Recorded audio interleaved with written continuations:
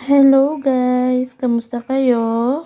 So, for today's video, magluluto ako ng pinaksiwan sa gata na tilapia.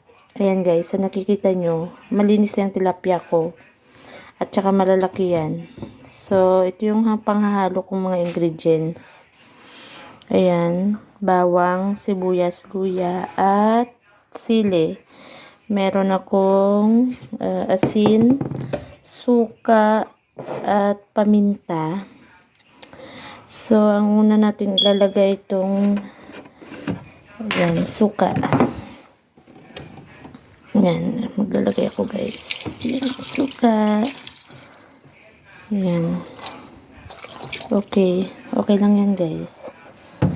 Tapos, lagyan ko ng paminta. Yan.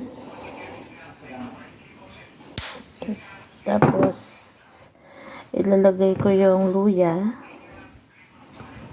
Yan. Ilalagay ko yung sibuyas.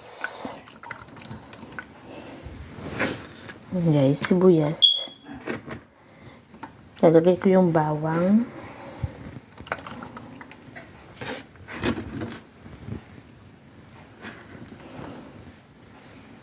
Yan. Sili. Laki. At asin. Konting asin lang. Yan. Asin. Pampalasa. Lalagay ako ng konting magic sarap. Yan. Yan guys. So, mamaya papakita ko sa inyo kung luto na ang ating nilutong ulam. Bye-bye. So, may gata na yan guys. Nilagyan ko na. Ang susunod kong lalagay dyan ay yung gulay para mas lalong maging malasa at healthy ang ating ulam. So, ito na guys. Yung lutong ulam natin. May gulay na rin yan.